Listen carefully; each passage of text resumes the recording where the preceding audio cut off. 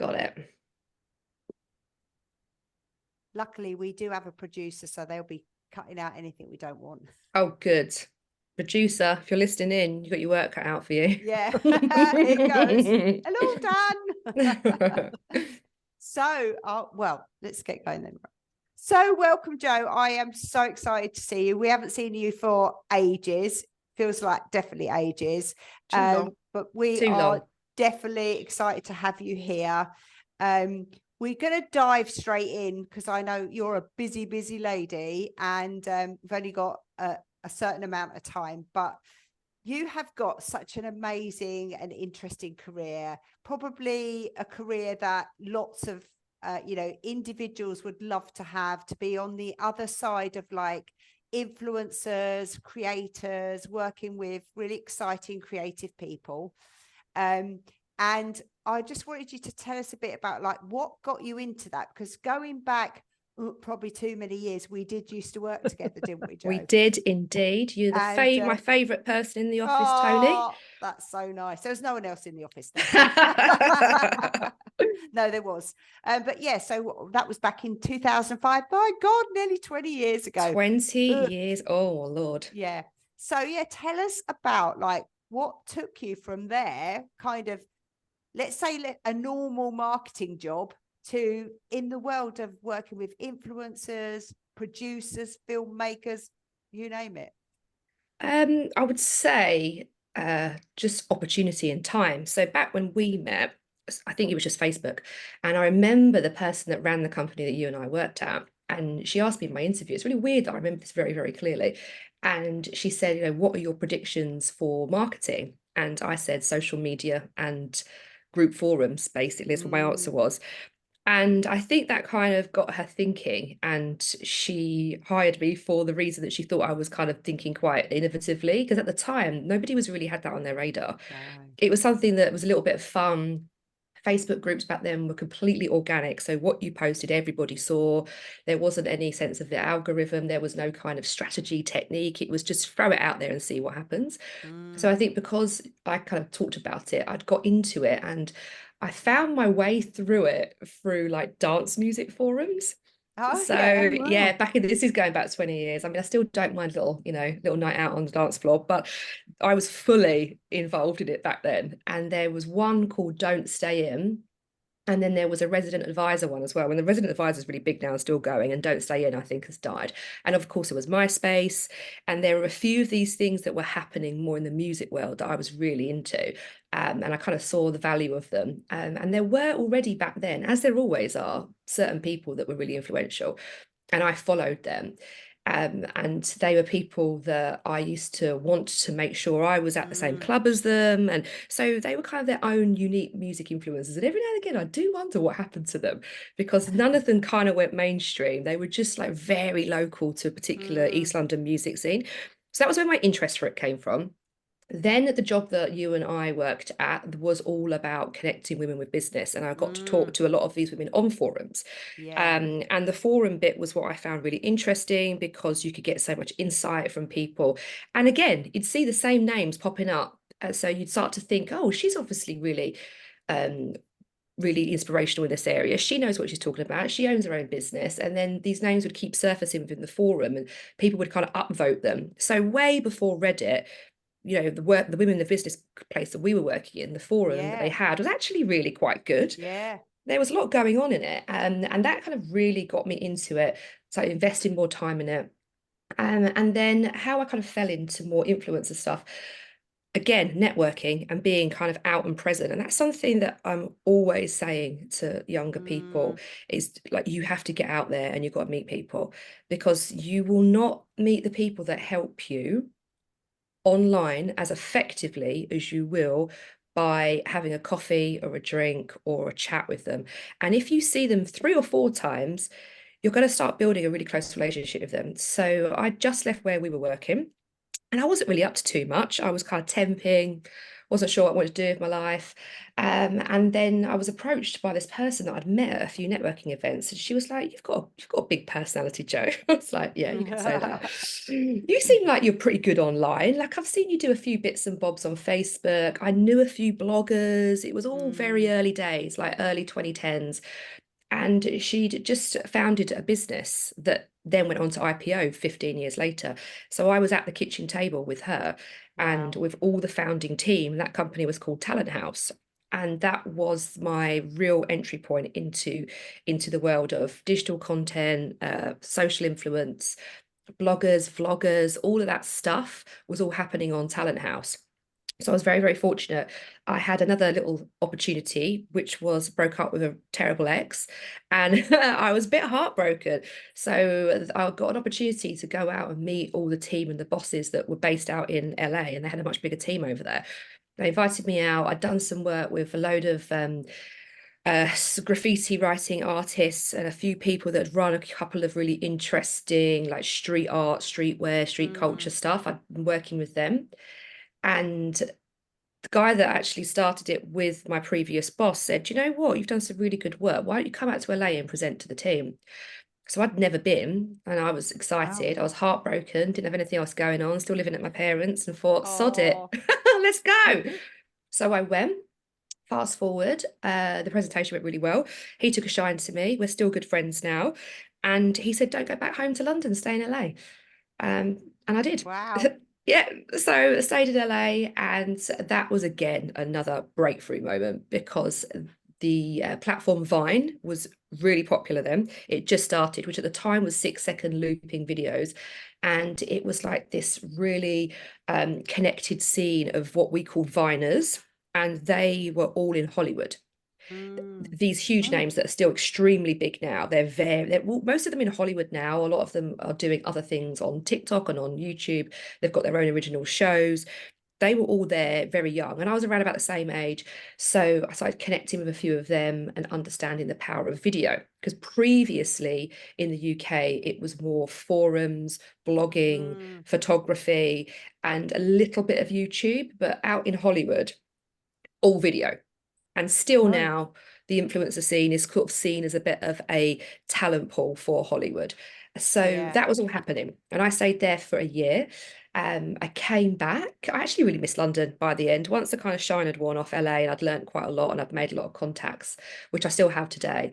I kind of was a bit over it, and I really missed like London, the London scene. I missed my family. So I came back, but that experience and that opportunity that I grabbed with two hands then opened the door to working at Twitter, who just bought Vine. So Mm, it was that experience that led to that one. It was weird because I'd always loved Twitter. It was my favorite platform. Actually, I still don't mind. It's a bit toxic now and it's all gone a bit funny, but I still enjoy it. There are still very funny moments on Twitter, X, shall we call it. So back then, someone posted to me, they said, Joe, Twitter's just bought this platform looking after Viners. You should apply for that job. And I thought, I hadn't really had a big corporate role at that point. mm, So I wasn't sure if I'd even get considered. And I knew how hard these tech companies were to get in. So I thought, let's just go for it. Sent in my CV, and I actually attached, and another thing I'd say to people as well, do not dismiss the opportunity in a box to write a personal statement. A lot of mm. people just say their age, name, a few bits and bobs, and they move on. I was like, right, this is where you should be going with these Viners. And I kind of wrote a bit of an overview of where I felt the industry was going, the role they were hiring for, my position on it, what I thought about it, the talent they should be booking. And then it was crazy because it was Saturday morning, and I got a message straight away back and Oh, saying, wow. yeah, can you come in on Monday? So I thought, oh, What, blimey, to to America? Twitter. Yeah, no, to this. I was back in the UK at this point, and I just got back, and they said, can you come in on Monday? And I thought, oh my God, blimey. So back in the day of actual pre-pandemic in-person interviews, I remember walking into Twitter, which is still based in Soho, and just being like, oh my God, big girl job. I Yeah. was like, Get your big girl pants on. uh-oh, this isn't like, me out and about talking to people and connecting them with brands. This is like a really big kind of moment. I've got to bring it, and I need to kind of be a little bit more grown up and serious now. So I did that. I really had a real good talk with myself. I got very prepped for it. I kind of understood a lot about the industry. And then I had 7 interviews, which is pretty standard in tech. So Wow. you got to brace yourself for that if you want to get into the tech companies. You're talking like 7. I know some people have had 10 interviews. Well, I remember you saying that about what your ones for TikTok. So I was Yeah. like, wow, 7 7 again, interviews. 7 interviews. They're Wow. normally quite Yeah. quick. They're normally no more than 15, 20 minutes, but they grill you hardcore. Wow. So I went through that for the first time interviewing for Twitter, and I was kind of at the time very overwhelmed by it. Now, when I went, obviously years later at TikTok, I was pretty used to it. But yeah, got the job. And then that was predominantly putting Viners into brand campaigns that would then be put onto Twitter. And it was their sort of step into creator content and working with digital talent. So it was great. This is now 2015, Yeah. and we are just seeing a big interest and rise in digital talent. There was probably only one talent agency at the time. A good friend of mine, Dom, started it, and Dom and Phil are great. I'm still in touch with them now. And they pretty much cornered the market with beauty lifestyle Yeah. YouTubers. That was like the Zoella Alfie Days, like the Soconi Jolies, and all these big names that you may not know now, but were huge back then. Dom and the team at Gleam cornered the market. So I was working with those guys a lot on brand deals, and it was really great. I stayed at Twitter for just under 4 years. Then hopped over to an influencer marketing platform. And that was when Mm. really we started to hear the word influencer so much more. Yeah. Kind of hate that word a bit personally. I think it's a bit dated. It Mm. doesn't really capture what somebody does. It Yeah. captures the outcome of what they do. Mm. So I always find it a bit reductive. There are typical influencers, the mob that go on Love Island and they've got flash in the pan, famous for a year, let's say. Yeah. They are what influencers are. I've always stayed away from that world. I've always stayed in a world where somebody is a photographer, an animator, a videographer, an artist, a comedian, a satirist. They just happen to put it on social because for Yeah. whatever reason they haven't made it onto TV, which by the way is a great move now.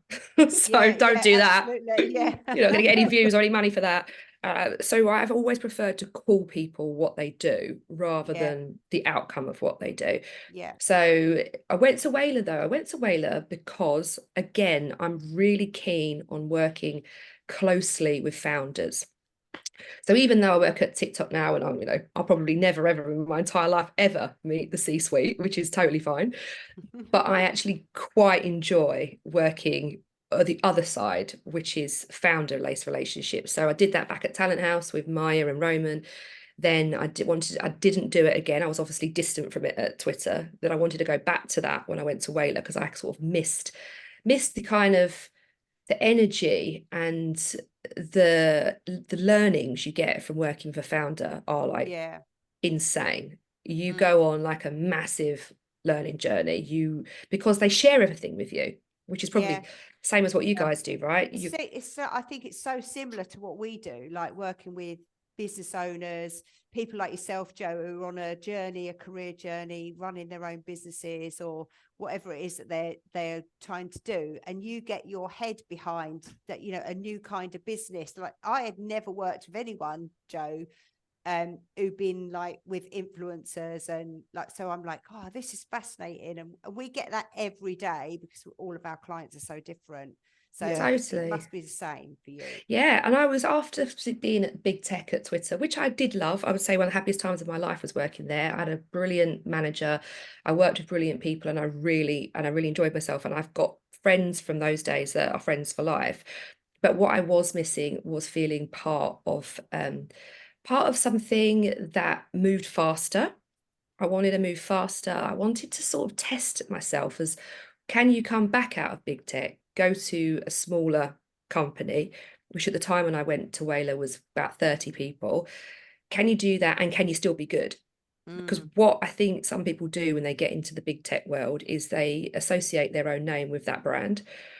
I think Like, also what happens when you get into big companies, you can, if you're that sort of person, and like, I don't think you're that sort of person anyway, but you can hide really yeah, well and actually do absolute jack. Yeah. And people don't notice. Yeah, and I think as well, the thing that I always say to people, remember you are not, I was not Twitter, I was not Vine, I was Joe. Yeah. And I wanted to make sure that my name, my brand, my personal brand could go back into somewhere like Whaler that at the time was pretty, like, no, it's done really well now in the industry, but it still wasn't a household name, and maybe it never will be because it's a B2B business. But I wanted to see, can I still maintain those relationships with people? Can I still get asked to do speaking slots? You know, can I still make an impact when I don't have a big brand behind me? And the answer was yes. Even more so, actually. I probably had more opportunities at Whaler because I had a very supportive management team. They'd put me on any panel they wanted to. They would make sure I was seen across different projects. They were really supportive. So I got it more than I got at Twitter. But of course, you get doors open for you when you work for a big tech company, which is good. But I think to be like properly resilient and to get shit done, can I say that? Yeah, say it. You cannot just you sit on the coattails of the brand you represent. You have to still make sure that people want to work with you personally, because when you leave, it's those relationships you maintain or you don't maintain. And I think a lot of people get a little nasty shock when they walk out of a big tech company, like, oh, everybody loves me, everyone always replies to my emails, I'm always doing this, and they walk out and work for a nameless agency, and it's like, oh, Tumbleweeds. that person's not coming back to me, or that Yeah. person's not doing me such a great deal anymore. I'm like, well, yeah, because you've lost a bit of your leverage. You don't have that big brand. So if you can't stand up to that, then it's not good for you. So everyone was like, I was nuts to leave Twitter because I had a great job, high profile, was working with a lot of talent. Everyone was like, what are you doing? Whaler? And I was like, yes, this is going to be a good experience for me. I'm going to push myself. And I did. So I did that, really enjoyed it, really enjoyed the team, made some fantastic contacts, and was very much on the front pitching. Whereas with Twitter, you're a little bit like you get the sales team that do it all. You're kind of like 3 or 4 down the chain when it comes to being with the client. At Whaler, they'd throw me in. So I got, again, great experience to just be better at presenting, more confident. Like, didn't trade again on the company's name, it was myself. So worked there for 2 years. Then the pandemic hit. Yeah, and that's when I met you guys again, because you reached out to me and was like, what are you going to do now, Burford? Yeah. I mean, it sounds, I was just going to say, Jo, it sounds, just listening to your, the work that you've been doing, I think what really comes through is that common thread around relationships. And even, even when you're saying about people, using the brand that they might be working for, the company they might be working for, and then all of a sudden they get that tumbleweed. I mean, is that, do you think, because they've not been out there and put their face about and built relationships with people, so it's about them and not the brand? Yeah, because absolutely. I remember reading something where you said that there were 3 C's. So there was, and one of those was absolutely around communication, not just the co-creator and communities. Yeah. Oh God, do you know what? I forget someone. See, you had a great 3 C's that you didn't even know, Jo. I didn't even know. Brilliant. I honestly, I cannot. I bang this drum all the time. So we've got some amazing graduates at TikTok. So the talent that comes through the door is pretty phenomenal. Some of these youngsters, I'm like, oh my God, you're giving me a run for my money, and you're like 22 years old. So strong. But outside of all of that, all I ever keep saying to them all the time is, right, you met that person, go and have a coffee with them. You like that person, ask them what they're doing this weekend. You're young, I'm sure you're going to go to the same bars and clubs. Start to do these things, because every single job, more or less, apart from TikTok, actually, every job on the journey to TikTok was from somebody I had met at a conference, at a club, at like a networking event or something like that. But you've got to make it, I think that also the real trick of it is that it's not like, oh, I've been there, tick that box, met them, now they're my friend. Because sometimes I also say to people, it takes a while. You can't just hit people up 2 weeks after. You've got to keep it going, and then they'll think of you. It. Totally. I think people are so used to now quick results because of the internet, Yeah. the way we work, the likes, the shares, the immediate gratification. But it's not really quick results, is it? And there's this whole thing about talent, actually, and I think that, you know, all the talent competitions and seeing influences is you don't realize the 30 years of work that went into their 15 minutes of fame, or, you know, or being them, you know, that it's their 10,000 hour thing, isn't it? Oh, You've got gotcha. to put in the work to have the talent, to have the skills. Mhm. And I think in today's such fast world, people want things immediately, and they don't realize that actually things are hard. You Oh, know, gotcha. none of this is easy. You don't become a great influencer or a great artist or creator just the minute you start. I mean, Leslie and I have been laughing because we're saying, well, whatever happens with our podcast, the first ones are going to be the worst ones, aren't they? So I'll take it for the team. Thanks, Joe. No, so we better have some good guests. No, is what I was going to say. No, but like, and then if we don't do the first ones, though, we're not ever going to get good at doing it. And it's like presentations. You spoke about that. You know, I used to shit myself when I was asked to do a presentation, but I was always up for that challenge. You know, Practicing. like Absolutely. Yeah, I totally agree. I sat in on a really good presentation by quite a well-known comedian he's on every single platform, Munya. And again, he was and it was, listening to him was, again, more like a business inspirational talk. I think some people think that when you're like an influencer content creator, all you're going to talk about is the content creation side. And actually, the backstories are so fascinating. You will find that they were runners on TV shows, that they were pitching ideas that got ignored for years. They were surrounded by people that they couldn't break through to. So they sort of thought, well, I'm just going to have to do it myself. Last night, I went to see two amazing people, Ash Holmes and Jack Remington, who are big on social, but they are trying to sort of break through into more longer form content.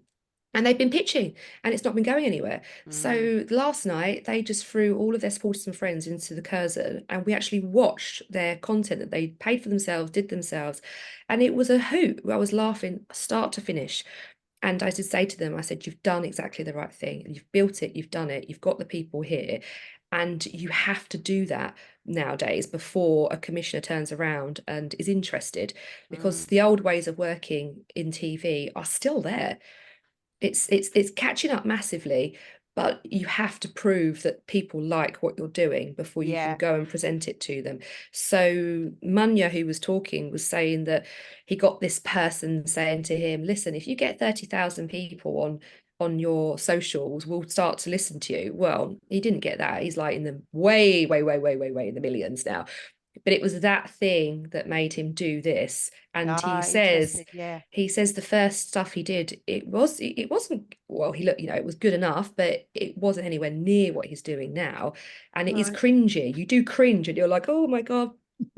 But that's the process. That's how it gets done. And you've got to love the process. And it's the process, and it's doing stuff. It's getting into action. We always bang on about this, as you know, Joe. We were doing it yesterday, weren't we? One of our programs. Yeah, it's like, if you don't get into action, then all that procrastination comes in, or that pretend perfectionism, because, like, you know, none of us are really perfectionists. We just pretend we are so that we don't have to do anything, or we don't have to show up.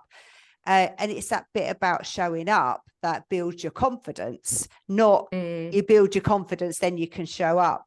So what, like, in terms of, so you went from, you know, small business to big tech company, back to small business to, and then big tech company again.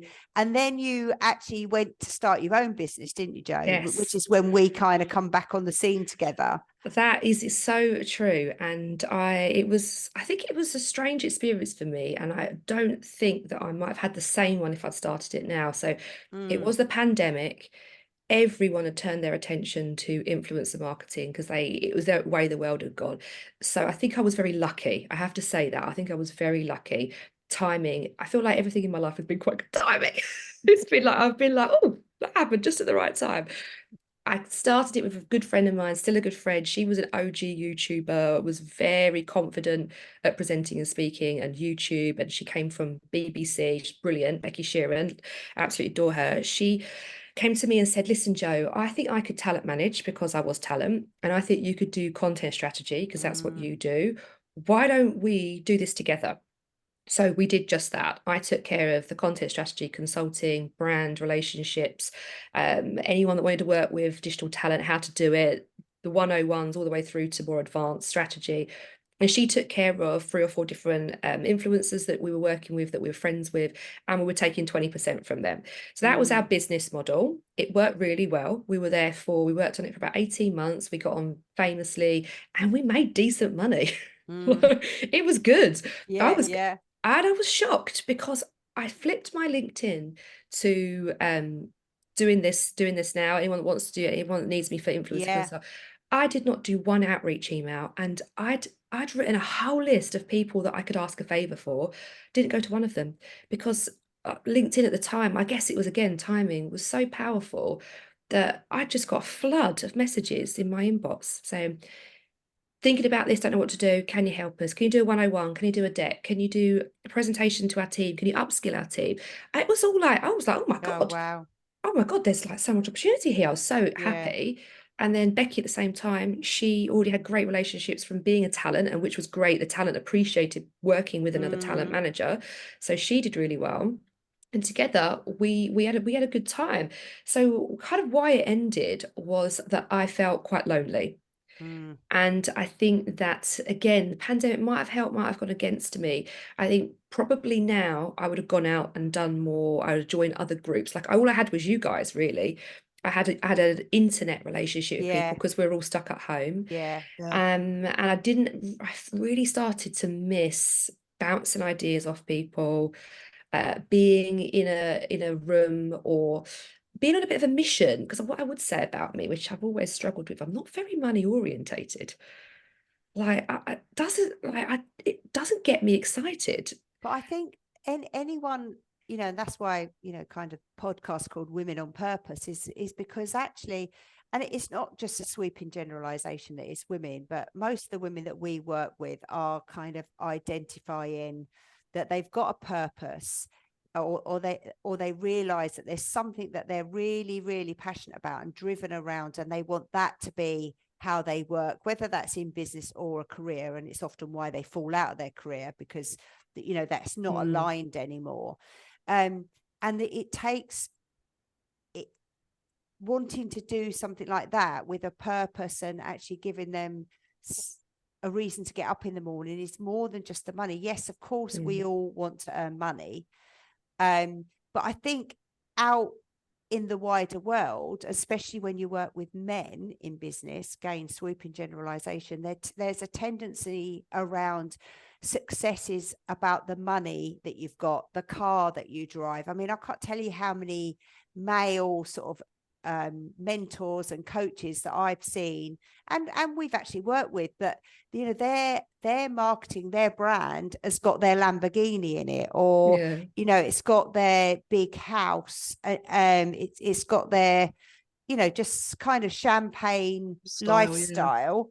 And I get that we're all buying into a lifestyle, but it isn't just about the money. And when they talk about, well, I've got a 7 million or 7-figure business, or I do 10K months, it's like, it's very egotistical. It's very extrinsic. It's not to do with agreed.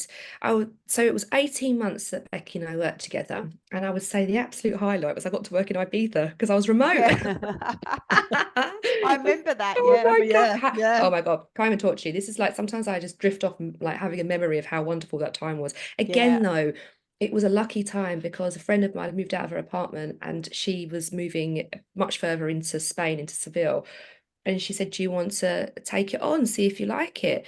I think at that stage, I don't think we all thought the pandemic was ever going to end. I thought, I know. It's going to keep going on for years and years and years. So I was there for a year, backwards and forwards to Hackney to Ibiza, and flights were cheap. Again, now I probably couldn't afford the flights now, so there's no point having it. flights were cheap, Ibiza was half empty because it was coming out of the pandemic, and I was earning good money because it was consulting. So it all kind of worked together to create this lifestyle. But what I will say is, and I kind of feel like sometimes I recommend to people, like, once you've got that dream and that experience, it can also get boring.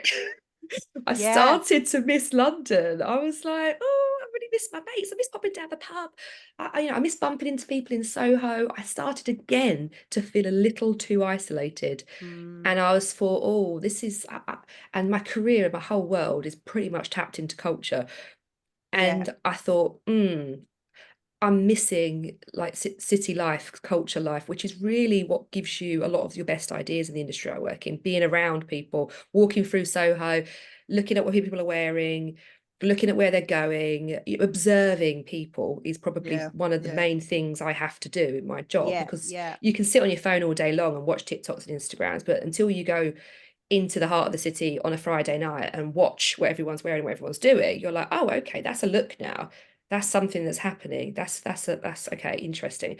So I was missing all of that because my life was so lovely and peaceful in Ibiza. It's hippie like, chick. It was just hippie. And I wasn't quite, weirdly, even though I'm obviously in my 40s, two types of people live in Ibiza: young, cool people who are there partying and having a great old time, and then older people who have lived their life, got quite a lot of money, and are very bohemian, but they're not partying as such, but they're like, they get up at midday. I was sort of caught between this weird bucket. I'm not out partying, obviously, and I'm not rich and able to wake up at midday. So I was almost sort of caught between this weird culture of, oh, I'm not sure I quite fit in here after all, because I'm ambitious. I still want to progress. I don't want to, I'm not ready for the slowdown, but I'm also not ready to be at Pasha until 6 a.m. 3 nights on a trot. So I was sort of a bit in the middle, and I thought, I'm not quite sure if it's the right time for me to be here. And it was weird, again, back to this whole theme around timing. It was very strange. The client I was working for went under. Do you remember? And yes, owes I do. me if you're listening now, you owe me a bloody lot of money. Another man. That's a whole other podcast, being let down by CEO men. We might say money's not that important, but it is when someone owes you a shit ton of it. Yeah, exactly. So that was a bit of a kick in the guts, because I had been living it up a little bit too much, keeping two places on, earning good money. And I was also a little bit naive, quite naive, because when he said, keep working, invoices will be paid, I trusted him, because I had that experience back at Talent House with the founders, and we did go through periods of time where money was late being paid, but we always got paid in the end, and they always sorted us out. So I think I'd had that positive founder-led experience, and I thought it was going to happen again. I told everyone, stay calm. This is a startup. Sometimes money doesn't come in when you expect it. Just keep going. And other people would call time. The minute they weren't paid, they were out the door. And I'm actually not like that. I thought, well, hang on a minute. I really enjoyed what we were working on, the product we were working on. I was very close to the product team. I was really hands-on. I believed in the team. I believed in what we were doing. So I kind of kept everybody calm. But then that meant that I kept working for 3 or 4 months and never got paid. We've been through it in the business. I mean, yes, absolutely. When you're working for a small business, and we're founder led, but we're not funded in the way that some of the organizations that you've worked for. I mean, I always think actually it's a whole nother world. These, especially young people now, they're like, oh no, I'm going to go out and get some money. I'm going to get investment, and then I'm going to spend that money. And I'm like, oh, that's actually quite a cool way to start a business. But that didn't happen when I was starting a business like 15 years ago. But yeah, that, you have moments of, real moments of, feast and then famine. And then it's like, oh my God. And we had a client last couple of years that didn't pay us for over a year. Then they kept saying that they're going to pay it. And again, we were really naive, because again, we're not like that. We're like, we had clients that were relying on us through the project to deliver, and we kept delivering. And then suddenly you get the realization, actually, they're not it. They went bust. And it happens a lot. I would say that, I was at that point, I'd stashed away quite a bit of money in the bank, and I was going to use that money, obviously, for something completely different, but I ended up having to live off that money for 6 months. And at the start, I was so angry because Tony, you and I come from a very, very similar background. We actually do come from the same town. We do come from the same town, round the corners from each other. Literally grew up round the corner from each other, didn't even know it. So very modest backgrounds. We didn't have money, like we didn't have cash. We didn't go on, foreign holiday. We didn't have, more than one, like all these things we had. I had a lovely life, but I'd never had money in the bank. So for the first time in my life, I had a decent amount. So the fact that I then had to use that money to pay for everything, to keep me afloat, to tide me over until I got my job at TikTok, I was so angry at the start. But then I kind of had to let it go. I had to just be like, money comes and goes. I will have that money back. I was angry because it also was a guy that ran the company that I believed in and trusted him. And had he have been real with me and been like, game over, Joe, quick, go and get your call time, I wouldn't have kicked the can down the road for, those extra 4 months I worked. And I would have been able to maybe do a bit more consulting or something like that. But at that point, I started to interview for TikTok. So again, a little bit of luck. Just as I just started to think to myself, hang on a minute, I'm feeling a little bit disconnected from culture in Ibiza. I'm enjoying it. I'm so happy. Looked great, felt great, life was great. But I did think, hang on a minute, I'm not ready to slow down. I'm only in my early 40s. I can't be too far away from my career. So I'd already started to have these thoughts. Then this company kind of was going under that I was working for. And then a mate of mine back at, again, contacts, a mate of mine back at Twitter, he sent me the job role, UK head of creator community. And he said, Joe, this role was written for you. It's at TikTok. Now, I hadn't been job searching for ages. I hadn't done a job search for years. So I didn't know what was out there. So he sent it to me and I thought, oh, bloody hell, that is me. How funny. And I had already thought, out of all big tech, there was a couple of brands left that were somewhere I would have thought I would have fitted in. Reddit, because I like weirdness. Chase the weird. I thought Reddit's a bit of me. Spotify as well, because I love music, and TikTok. They were my 3 big tech companies that were left that I thought, okay, these are the places I could see myself fitting in. And yeah, I applied. And it was strange, actually. Someone come up to me and said, oh, who referred you when I got the job? I said, oh, no one. I applied myself. She went, Joe, do you know how hard that is? I said, like thousands of people apply for jobs at TikTok. I said, and really, the ones that go right to the top are the ones that get referred. And I didn't bother. I actually had a lot of friends at TikTok, but me being naive, I didn't realize they got money for getting referral. Oh, right. So when I walked through the door, the amount of messages that were sent to me, being like, what are you talking about? Why did you tell me you replied? I would have referred you. Oh my God, because they've just missed out on 2 or 3 grand. Oh dear. But yeah, got it through the interview process. And I think, again, back to the whaler, I did it for the reason of becoming a better businesswoman. Did the same thing with the referral. I probably could have gone and hunted for a referral, but I thought, again, can I put myself through my paces? Can I step back from all of the stuff I've done, and can my CV stand up on its own, and can I get noticed on my own without any help? And again, I did. So, and also it was very humbling. I mean, I hadn't had an interview since my Twitter days. So I got my interview in Twitter in 2014-15. So at this point, we're talking, almost 10 years later. 10 years later, I hadn't interviewed. So I thought, oh God, and they really put you through your paces at TikTok. There's no messing around there. Like, if you get a job at TikTok from a year ago to now onwards, you're very good, because they come for you with really, really intense questioning. There's nowhere to hide. So I went through that process and I didn't think I was going to get it. I thought, do you know what? I'm proud of myself for going through it, but I'm not sure I'm what they're looking for. So when I got it, I was actually completely shocked and thrilled. because I had no money. Yeah, oh, well, that helps. Yeah. Ran out of cash. What was it that like gave you the wobble? Just because they were like calling you back again and the type of questioning, or was it internal, like that imposter syndrome a little bit? I knew I could do the job, and I knew that was fine. I think it was more about whether I'd got to a stage where I'd become so used to being my true self, had Wayla let me be my true self. Then I had my own company. Then I thought, oh God, am I going to fit in a corporate environment anymore? Have I almost out personalitied myself to fit in a corporate? So I was quite worried about that. But as it turns out, TikTok loves big personalities, thank God. Yeah. So I thought it might be a little bit more. You hear a lot of things about, I think people make a lot of summarizations.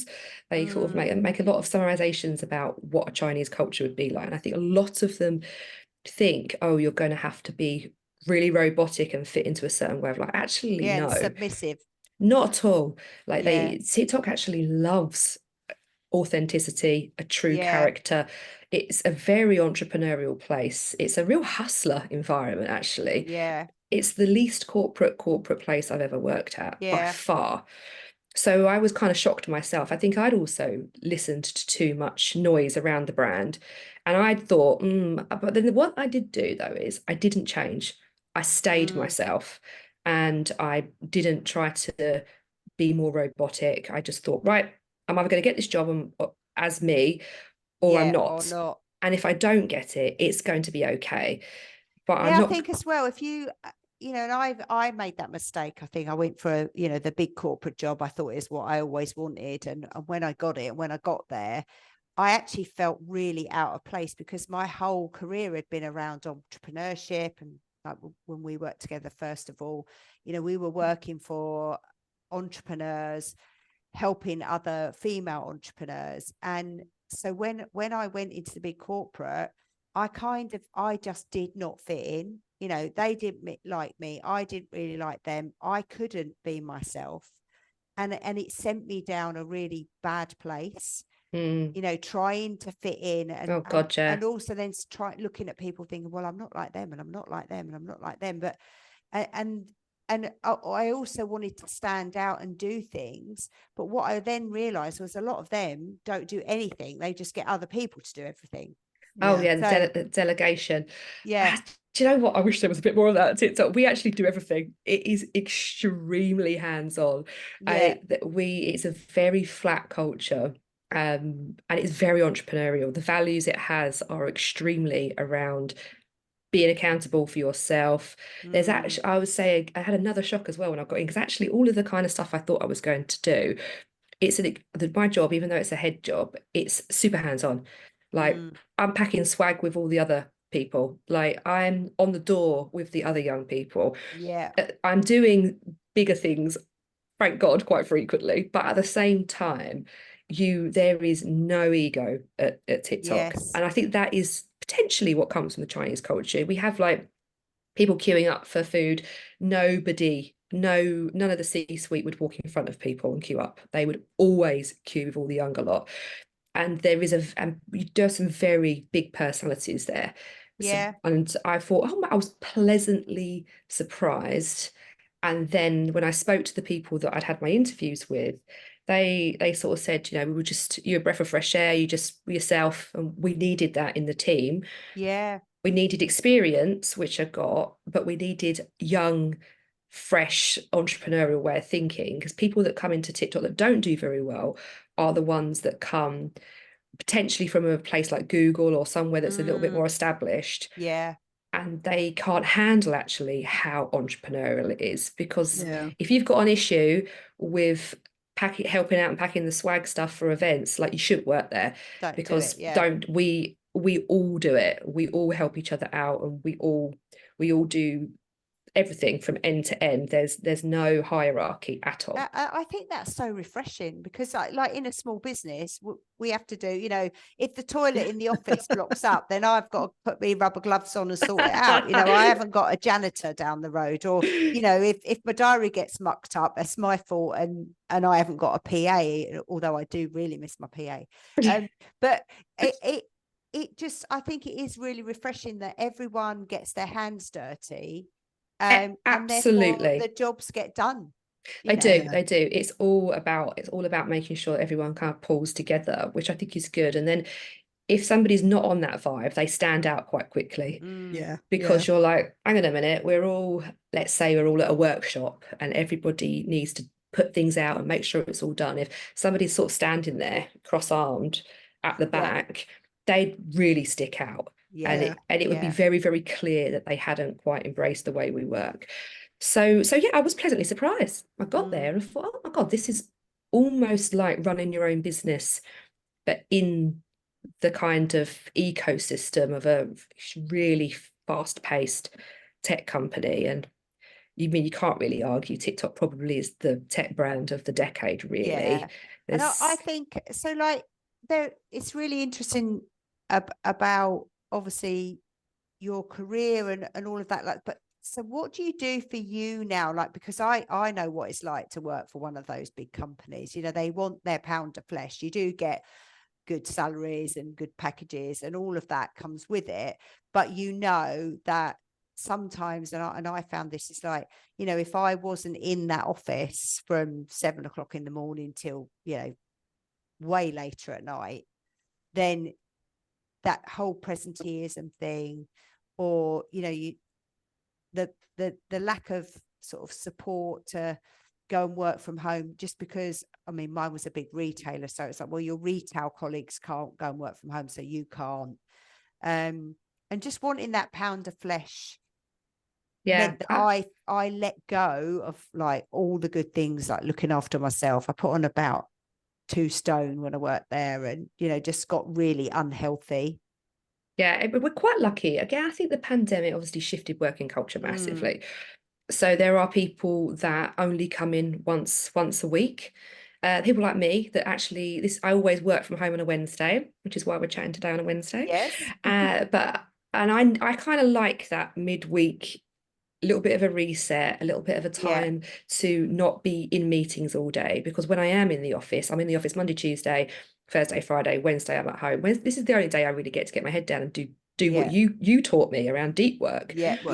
Call it my deep work Wednesday. Yay. So this is the day that I don't go to meetings, and I leave it as space to think, to work on things, to kind of like put plans and strategies together. This is the only day I get. Monday and Tuesday, and well, Thursday especially, meetings back to back. I honestly get 20 minutes, quickly eat something upstairs in the canteen, and straight back down. Sometimes you're almost working while you're eating. So it is an intense environment. But the great thing about our team, and it's really probably a lot to do with the people that manage the team like above me, who set a really good working culture, there's no messages past 7 p.m. in the evening. Absolutely none. And if anybody does, they're probably from a different market. They're from America, and they'll say, "Hey Joe," for the morning.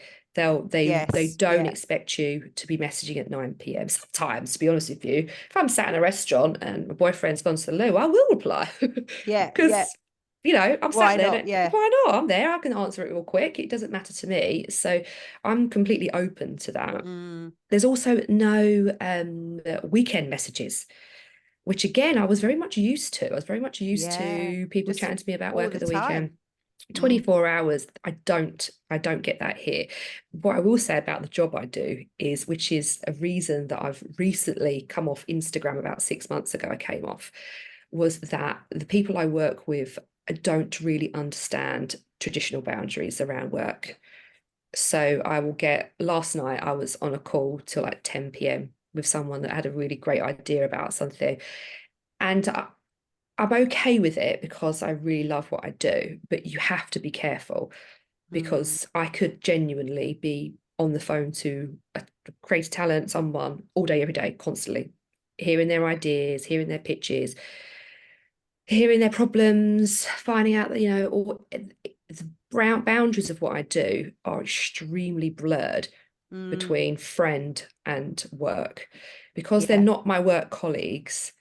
And they're also naturally creative people who often have a totally different mindset to, you know, your normal working people. You've got to keep something to yourself.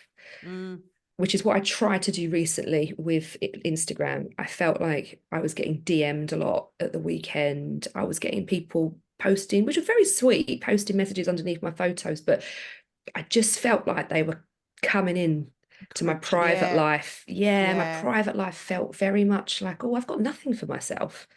I've got nothing. I work all the time. Yeah.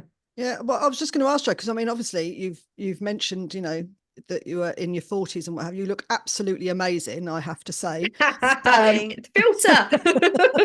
Stick a filter on me.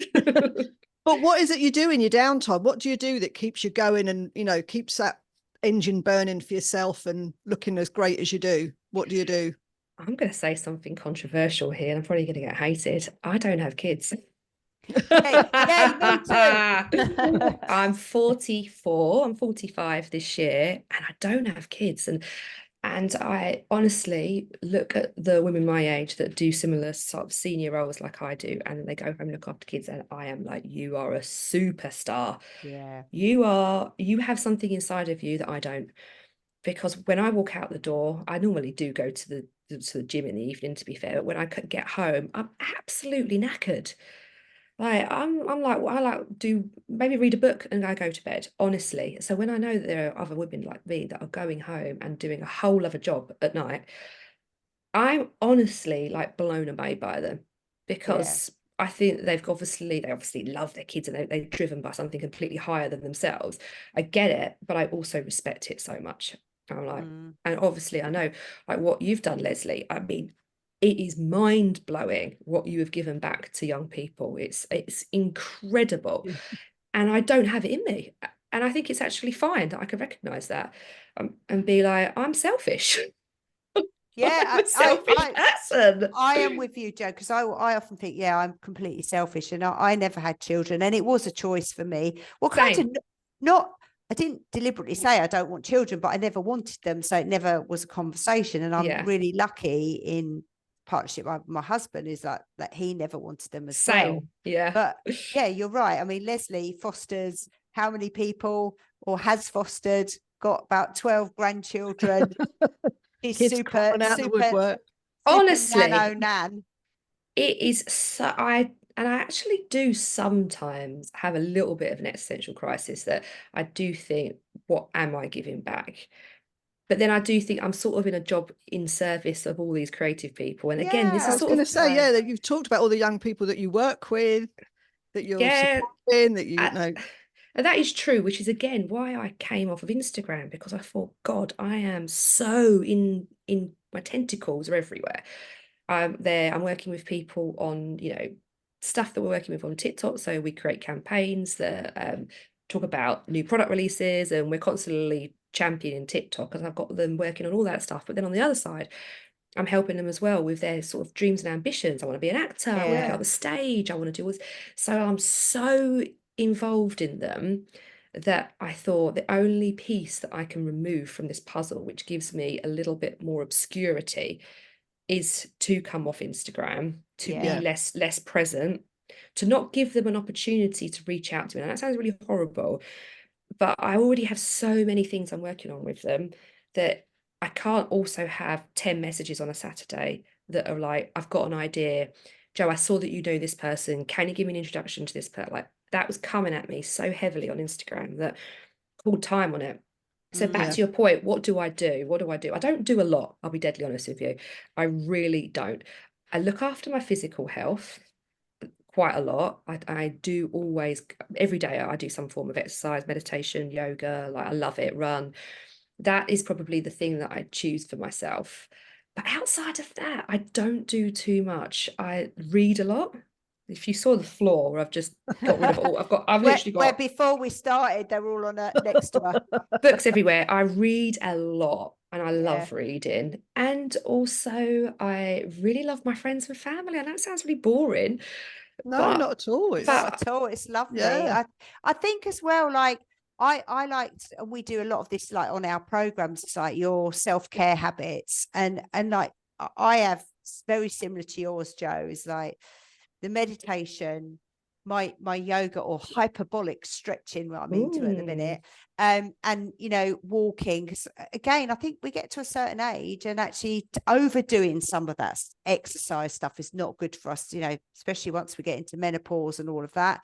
So just doing a few things that are for yourself is really important. And I think if you've got your kind of number one self-care habits and you do them regularly and they are habits, then actually it does look after you, and it gives you that space. It gives you that time off in your head. Definitely. Definitely. And I go out to a lot of work events as well, midweek. So it's out, got another one tonight, had one last night. I normally have 2 or 3 a week. So I need to make sure that if I don't do an evening workout, there's one in the morning. But yeah, that's pretty much it. And a good makeup routine. Yeah. That's about it. Nice and glowy. Yes. What about then? So we'll pick your brains for a minute, Jo, if you don't mind. Go for it. As you know, we work with lots of, men and women who are developing their careers, but mostly they want to get into entrepreneurship, or they want to grow and develop their businesses. And one of the biggest issues they always have is around social media, which platform to be on, but mostly about getting over themselves and out of their own way, especially on video. I mean, you said about video being the power behind, most of these platforms. What would your advice be to someone about how do they just get over themselves and get on and do it? Some people say to me, you've got all this knowledge, why don't you do it yourself? And I think I'm probably exactly the same, that you do feel that you don't want to make mistakes in the public eye, and you don't want to mess up or come across stupid, or you hate the sound of your own voice, which I absolutely do. I've got over that now. I don't care. I'm common. Who cares? Look, we're from Stevenage. Big up bloody Stevenage. Yes, thank you. I hated it. I think somebody years and years ago said I was common. And it's I think I talked to you about we did our personal development. It's never, ever, ever, ever left me until recently. And I would say that it's left me recently because of the job I do, because I'm surrounded by people online who do not give a shit.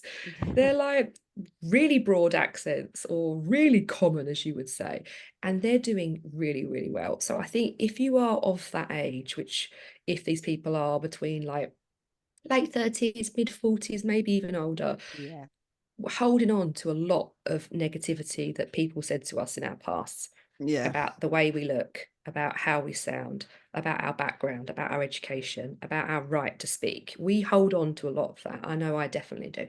I don't think younger people do. I really don't feel they do. They've obviously got their own issues and their own challenges, and there's a lot going on that I'm glad I didn't participate in when I was younger.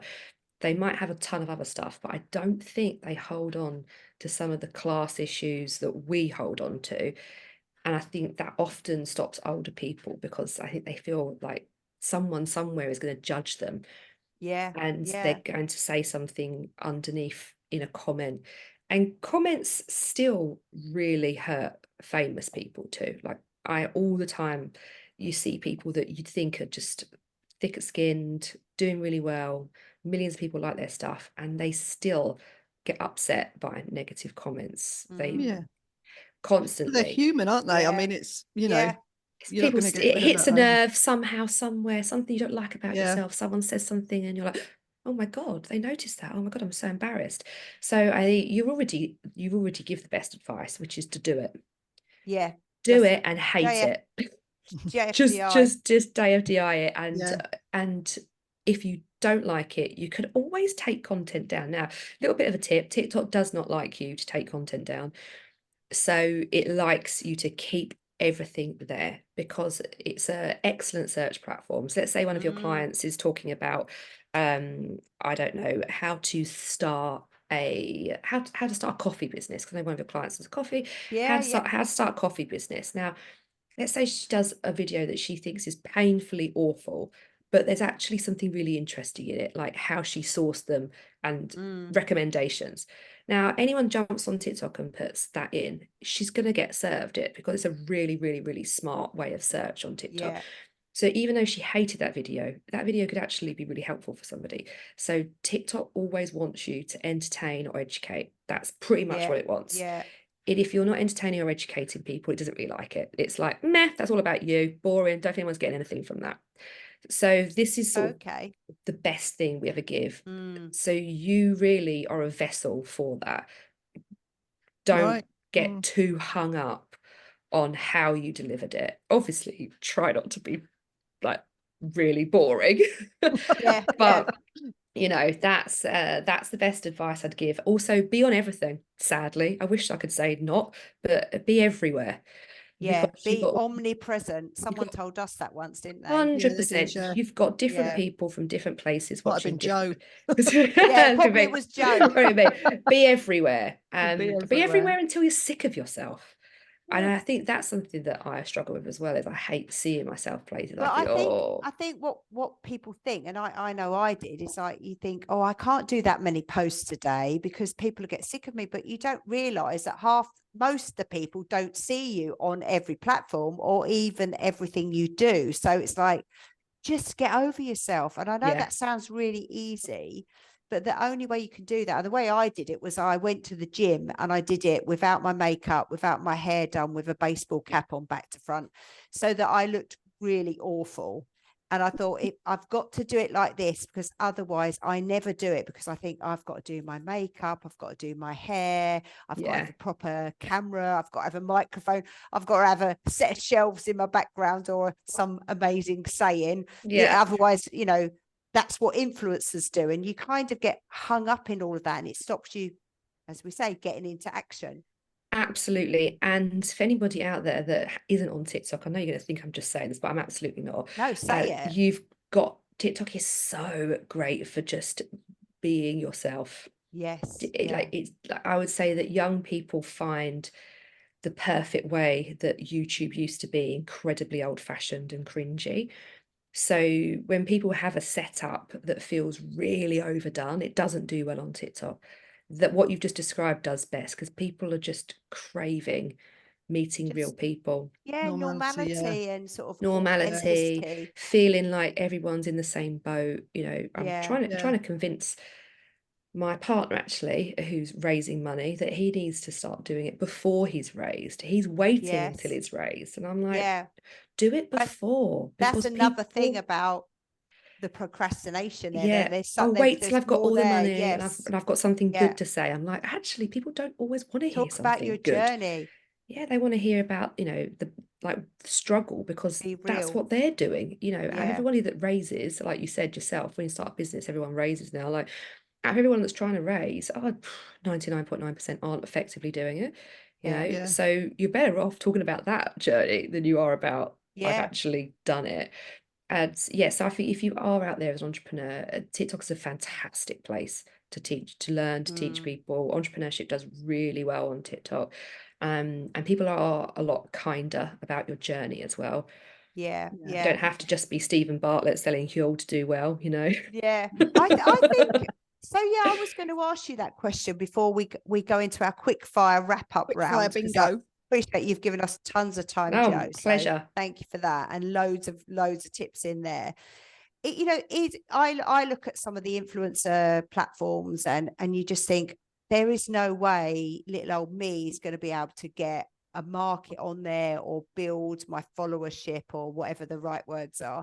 It's like, is it too late to start and to build, you know, your brand? No, absolutely not. We see new faces constantly. Part of my job, actually, is to find people that are on the rise, and you see it all the time.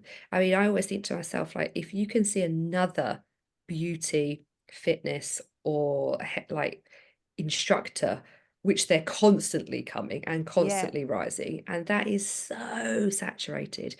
Actually, business entrepreneurship is a really unsaturated space. If you think about it, we could probably list 5 people that we might know off the top of our heads, you know, and that is a tiny, tiny amount. If you can only list 5 people in the UK that we know as successful entrepreneurs, that means that there is massive space for other people, particularly if you're a woman. Who can we name out of women? Probably even less than that we know off the top of our head. probably You Shah, guys can Rosamond, probably and know a it few. because you're It's in this quite a few, space. yeah. Dragon's Yeah. Den crew, that's kind of who's Yeah, come to my head. basically. But there's absolutely space for everybody, particularly if you've got a niche, a passion, and it doesn't have to be that niche, it doesn't have to be crazy niche, but something that is a spin-off from something. Let's say it's gardening. If you're doing something particular around a certain style, then you're going to grow. And if it's something that people are, interested in as a hobby or a passion, you're going to grow. So there is space. But what I'd also say is keep looking out for new platforms. They are coming. They do pop up. It's much less than it ever has been. But there are other places that are popping up that I'm sort of seeing are getting built, which I've got my eye on because could be interesting. Most people want more of real people. They want less of the perfect life. I think that's over. I suppose that's kind of why we have started a podcast, is because we want to share those stories of real people and, the ups, the downs, the ins, the outs. But also for our point of view is some of the social media activity is just such hard work in terms of time, and by doing this sort of deep dive, we then can multi-purpose the content.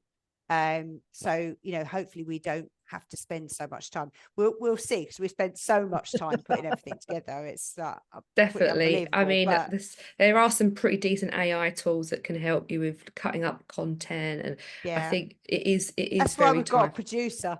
I haven't got a clue. I haven't got a clue of any of that.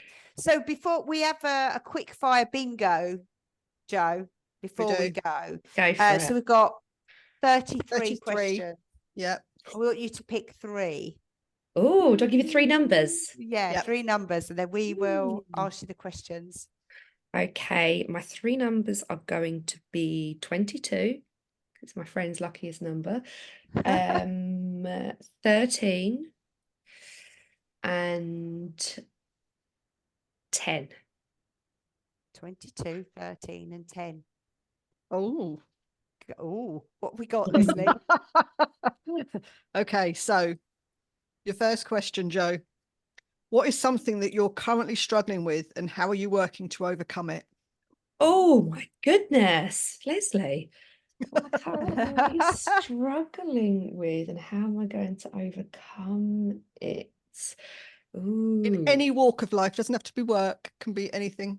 Might be get into the shop to put all your stuff in, like I'll tell you what, it is a really, really miserable day outside, and it is.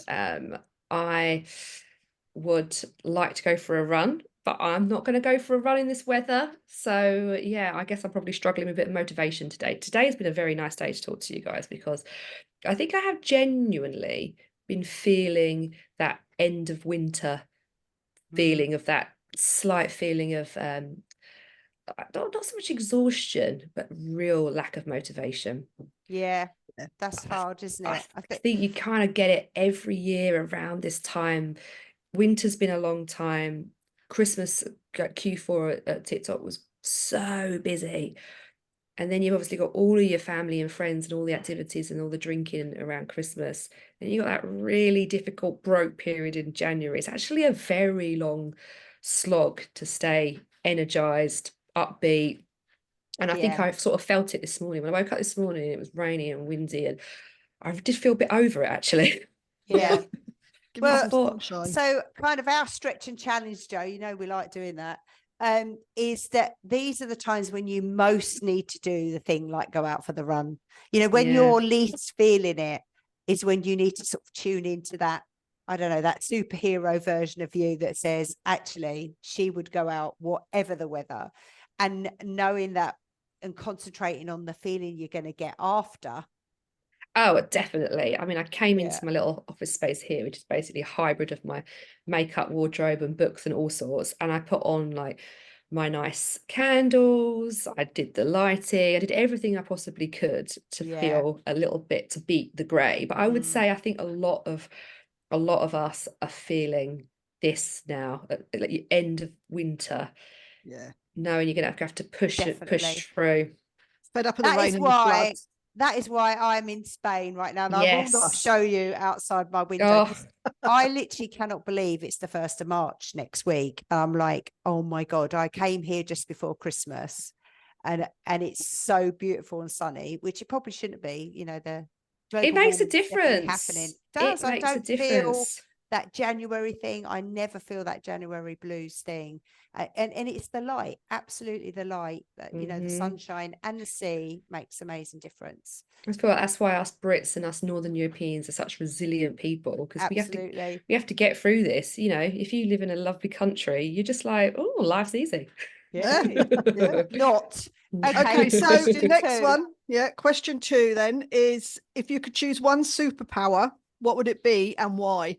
Oh my goodness. If I could choose one superpower, what would it be? I've always wanted to stop time. Always, because I feel like you never get quite enough, you know, like even in going to a club, 1 minute is 2, next minute is 6. You're like, how did that happen? And also I think being able to just take it in the moment more, because things do just move so quickly, particularly as you get older. You're like, what? I feel like, you know, I feel like when I first started talking to you about was not that long ago, but it was almost 20 years ago since we met, which is mind-blowing. Yeah, so if I could stop time, appreciate things a bit more, stand still and make some notes and kind of be in the moment more often, take it all in, because it's just it's just running away so quick. That's a good mad one. Okay, so I number feel like 3. I feel like bursting into a Cher song or something. Yeah, but I won't. If I could, I would. Yeah, no. Okay, so number 22, your friend's lucky number, did you say it was? Yeah. Yes. If you could be any fictional character for a day, who would you choose and why? Oh, any fictional character for the day? I mean, I don't know if I should probably be her. It might be a bit too close to home, but I've always loved her as a character. Patsy Palmer in Absolutely Fabulous. Oh, I love Not Patsy Palmer. What's it? I've got Patsy. What's her surname? Oh, actually, no. Just Pats. Producer. Changed my mind. Producer. The ultimate character who I absolutely adore, Samantha Jones from Sex and the City. Oh yeah, she's great. But no, I love Patsy. I'm like, this is going to sound mad. When I go, I come away here for many years, New Year. So I have this amazing hairdresser, Kerry. And when I ask her to put my hair up for New Year's Eve, which I do every year, I say, just give me a Patsy with that big beehive and a bit dishevelled. It's amazing. And then I always imagine, like, when I'm swigging my champagne, I look a bit, you know, dishevelled like her. I love it. I think she's great. Any character. Joanna Lumley, amazing. So I'd go for Samantha Jones though, because out of everybody in Sex and the City, and when you watch them back now, they seem very dated and they feel very like, oh, but I feel like she still is the best character, and she still is all about kind of doing her own thing. Again, no children, younger boyfriend. Maybe I'm just living a life anyway. This is not, this is not the message. No children. But yeah, sorry. Hey, look at us. Sorry, I'm so sorry. I love kids, just not on my own. Just not, I'm the same. Yeah, definitely. Or I don't want to say pro-choice either. That'll say the wrong thing. Anyway, before we go, Jo, then where, obviously I can't find you on Instagram anymore. Where can people find you? I am still on Instagram because of the way obviously it works. You can't send someone a link now. If I'm not there, I can't see it. So I'm still there. I'm just not on it. I'm just not posting, or I'm not engaging. I'm not doing stories. I'm not liking people's stuff. So if everyone's out there, it's actually on me. I'm not being rude. I'm just not there. Where can you find me? Do you know what? I actually do really like LinkedIn. And it's weird because even though it must be the psychology of Instagram compared to LinkedIn, because I do a lot on LinkedIn and I have no issue with anyone messaging me on LinkedIn. It's like I'm in the headspace for work in that environment. I feel like I felt like my Instagram was very personal. Then I got a shock being like, oh, maybe is this work too now? So find me on LinkedIn anytime. And I'm also Twitter, X, whatever we're calling it. Refuse to dive into that silly name. I'm there, Jo Burford on everything. Fab, Jo Burford, just a place to find. Well, thank you so much, Jo, for your time. It's My been really good pleasure. just catching up with you Yeah. before the show and Indeed. during. Oh, loved it. It's been great. And actually, you've really pulled me out of this horrible grey weather little like meh I was Oh, in. that's so good. Oh, that's We're nice. pleasure doing that for you any Wednesday, any wet, rainy Wednesday we'd have to. But thank you so much. And we look forward to seeing you very soon. You have to come up. Yes, I need to come and see you Absolutely. guys. I need a good injection of your Come to the next energy. garden party, Joe. I will be there. Oh, okay. See you Always later. good weather. See you later. Have a lovely Take day. care. Bye. Bye. Okay. Bye.